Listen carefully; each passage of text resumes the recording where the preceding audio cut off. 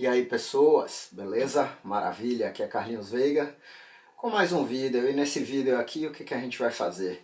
Eu já tinha uma vez num vídeo comentado sobre a classificação das vozes femininas e nesse aqui eu vou falar um pouquinho sobre a classificação das vozes masculinas. Claro, volto a dizer, é a classificação que a gente faz rapidamente ali num coral para uma pessoa que quer cantar com você e você tem ali ou um tempinho antes do ensaio ou depois do ensaio para poder determinar qual naipe que a pessoa vai cantar com você. Então, a classificação vocal, como eu já falei, é uma coisa que muitas vezes requer muito tempo e que muitas vezes há divergência entre profissionais, entre professores de canto sobre uma mesma voz. Tá? Por quê? Porque a classificação vocal bem estrita, ela vai determinar inclusive que tipo de repertório um cantor vai trabalhar. Tá? Uma coisa é o repertório de um tenor, outra coisa é o repertório de um barítono, outra coisa é o repertório de um baixo, outra coisa é um repertório de um soprano, e aí no caso entram as diversas categorias, né? Soprano ligeiro, soprano dramático, soprano espinto. Então tem uma série de coisas que por isso mesmo a classificação pode ser bem demorada. No caso da gente que está montando um coral normalmente com leigos, né, com pessoas que não têm uma técnica vocal, que estão buscando um coral ali como uma forma de socializar, uma forma de distrair a cabeça, de aprender um pouco mais sobre música. Então a gente vai fazer a classificação de forma um pouco mais rápida e com 4 vozes apenas, né? Então soprano, contralto, tenor e baixo. Então já tem um vídeo que fala sobre soprano e contralto. E nesse aqui eu vou falar sobre tenor e baixo. Mesma coisa, mesma menção que eu fiz sobre o soprano lá no agudo, que muitas vezes a gente pega as pessoas que são mezzosopranos e coloca no naipe do soprano apenas como uma forma de categorizar. É a mesma coisa aqui no caso das vozes masculinas. Baixos mesmo, a gente dificilmente vai encontrar um naipe assim de baixos. Então, os baixos e barítonos a gente acaba colocando na mesma categoria, mas a gente chama de baixos, porque, como eu já falei, SATB, soprano, alto, tenor e baixo. É uma forma que a gente tem de pesquisar os arranjos, as coisas todas, tá? Então, bom, chega um rapaz, um senhor, e ele quer cantar comigo, o que é que eu faço? Eu começo aqui, ó, a partir do meu dó, eu pego essa nota dó aqui, e peço para ele repetir comigo com lá, lá, lá. E aí eu vou subindo. Se eu percebo que ele tem ainda uma possibilidade de descer mais para o grave, eu faço isso depois. Então, eu normalmente pego daqui, meu parâmetro é esse aqui, o dó, e aí eu peço para ele repetir. Lá, lá, lá, lá, lá,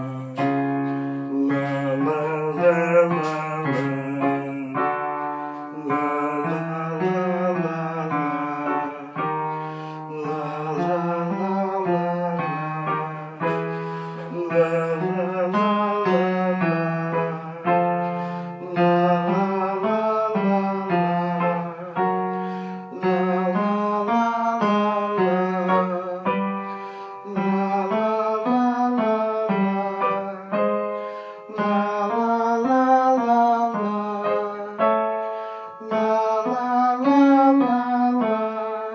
O pessoal dos baixos, quando chega aqui, né, quando ele faz lá, si, dó sustenido, si, lá, ele já a voz já começa a quebrar um pouco, já começa a ficar um pouco comprometido. O pessoal do tenor consegue ir um pouco mais. Alguns baixos que têm uma experiência um pouco maior vão subindo, ou no caso, os barítonos, como eu falei, né? Então, eu continuo subindo, ou se o cara for baixo mesmo, eu paro por aí e vou ver o grave. Mas eu vou continuar aqui só a título de tenor, pra gente ouvir. Lá, lá, lá, lá, lá, lá, lá, lá,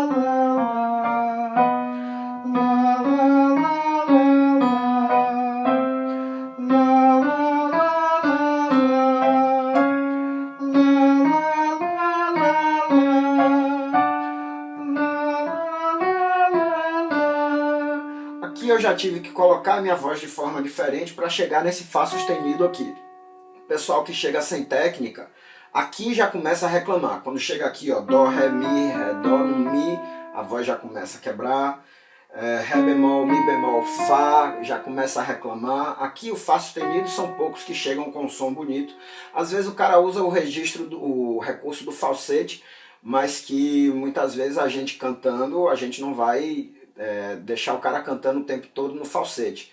Então é muito importante também na hora que você vai usar, fazer o arranjo, escolher seu arranjo, você pense nisso. Ah, Carlinhos, você está dizendo que não é para cantar no falsete, no coral? Não, não estou dizendo isso. Mas o tempo todo, não, né? Você não vai botar um arranjo para o cara ficar o tempo todo lá no agudo, porque ele vai ter que usar falsete o tempo todo. Não faz muito sentido. Desça um pouco, né? Escolha um arranjo com notas um pouco mais graves e vá trabalhando para ele conseguir chegar lá em cima sem problema, tá? Um tenor mesmo, ele vai chegar aqui no Si bemol, no Si, mas é difícil a gente encontrar esse tipo de pessoa buscando um coral, né, de amador, um coral de leigo para trabalhar. Então, tenor chega aqui no Fá, chega no Fá sustenido, baixo chega aqui no Dó sustenido, Ré, baixo barítono, né, como eu falei. E aí quando eu percebo logo na saída que o cara ainda tem a possibilidade de descer mais pro grave, eu volto para o Dó e vou fazendo para baixo. Então,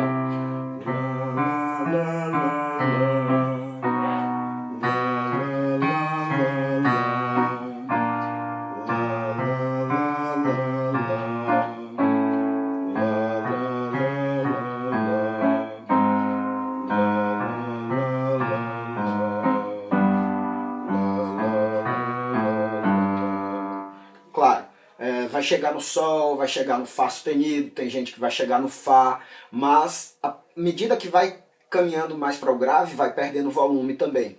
Então não adianta também você colocar arranjos com notas muito graves, por quê? Porque não vai soar, certo? Então você precisa ter muito cuidado. Eu atualmente estou fazendo da seguinte forma, deixa eu virar aqui. Eu estou fazendo da seguinte forma, eu penso direitinho para fazer o arranjo para um determinado grupo. Tá? Esse ano de 2017 eu trabalhei muito nesse sentido, criando um arranjo específico para um determinado grupo, ou para 2, 3 grupos que têm características semelhantes. Ano passado, 2016, eu fiz alguns arranjos e emplaquei assim para todos os corais. E dali eu percebi que nem todos tinham a mesma condição de cantar aquilo. Por falta de vozes, entendeu? Não estava bem equilibrado, por falta de segurança, no sentido de quando corais que eu estava tentando trabalhar 3 vozes, as pessoas se confundiam, né? Na hora que eu passava uma voz, aí ela aprendia aquilo ali. Quando eu ia passar uma segunda voz que ia juntar, ela já caminhava para aquela outra por ter escutado muito eu passando a segunda voz, esqueci a primeira. Então são essas coisas assim que a gente tem que ir trabalhando e usando o tempo a nosso favor. Esse ano de 2017, alguns grupos eu trabalhei com arranjos a 2 vozes, tá? Coisa simples, tinha coro que eu tava com pouca voz masculina, e aí eu peguei as mulheres quando chegavam assim, né, que eu via que tinha uma característica um pouco mais grave na voz.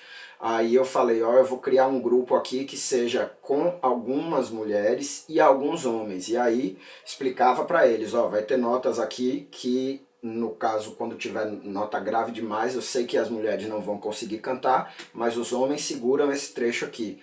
Quando tiver um pouco agudo demais, que os homens não conseguirem cantar, as mulheres vão conseguir. Isso foi positivo porque deu para eles uma boa autonomia, tá? Trabalhando a 2 vozes apenas no ensaio, a gente não cansa tanto as pessoas, tá? Tem muita gente que trabalha atualmente com gravação. Você passa a gravação para o cantor e ele estuda e chega no seu ensaio já sabendo a melodia. Isso é massa, com o coro que estuda, porque com o coro que não estuda não adianta nada. Você tem o trabalho de gravar, você tem o trabalho de passar, o cara não tem o trabalho de estudar, e quando você chega no ensaio, você tem que ficar repetindo do mesmo jeito. E isso acaba desmotivando as pessoas que estudam, tá? Então tem uma série de questões aí. Nesses grupos que eu trabalhei a 2 vozes, eu optei por eu ensinar as músicas na sala mesmo. Eu parei de gravar e de enviar os arranjos para que a gente pudesse trabalhar. tudo tem aspectos positivos e negativos, né? Os aspectos positivos é que eu deixo o naipe soando exatamente como eu quero ali naquela hora, eu modelo, eu moldo aquilo ali na hora, tá? Enquanto que na gravação, apesar de tornar o processo um pouco mais rápido, as pessoas chegam às vezes com determinados vícios, respirando na hora errada, com um problema de nota, percebeu uma nota errada, enfim, algumas coisas que às vezes para a gente consertar dá trabalho também. Então tudo tem prós e contras, né? Na verdade é isso aí. Então, teve gente perguntando sobre textura, sobre forma. Eu agora vou começar a falar um pouco, dar umas dicas de arranjos, né? E aí, claro, eu vou ter que falar sobre textura e sobre forma, então se prepara que eu vou entrar nesse campo aí. Então, só para resumir aqui, tenores e baixos, né, dentro da minha experiência, lembrando, né, são pessoas que não têm técnica vocal, que não têm uma voz apurada e que estão buscando o coro como forma de aprendizagem. Os tenores eu normalmente escrevo aqui do Dó até o Mi, em alguns casos até o Fá, tá? Vai depender assim de grupo para grupo. E os baixos eu normalmente paro aqui no Lá bemol e vou aqui até o Dó, até o Ré, alguma coisa assim, tá? Uma outra coisa que eu percebi também é curioso, as pessoas muitas vezes reclamam, tá? Ah, essa nota tá muito aguda para minha voz, aí você fala, tá certo. Aí depois numa festa, numa confraternização, você vê o cara tomou as biritas, chega lá no agudo, cantando virado na zorra lá, nota mais aguda do que a que está no seu arranjo, sem reclamar nem nada, tá? Então isso, o que me fez perceber foi o seguinte, quando ele está com a melodia principal, que ele conhece aquela melodia, ele canta ali a nota aguda que não está nem percebendo. Então essa é uma estratégia legal também para você começar a desenvolver, para poder trabalhar, né, expandir um pouco o registro vocal dos cantores. É isso aí, não vou deixar esse vídeo muito longo não.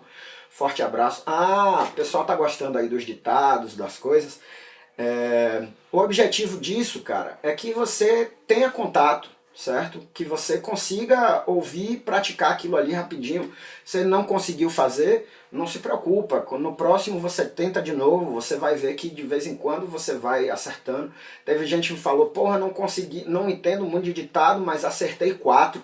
Bicho, escreve 6 números aí pra mim, de 1 até 60, rápido, não pensa muito não. Escreve aí e depois eu vejo se você tá com sorte ou não, beleza? Mas é isso aí. Vamos em frente, forte abraço, até a próxima, não para de ouvir, nem para de pensar, hein? Valeu, até mais.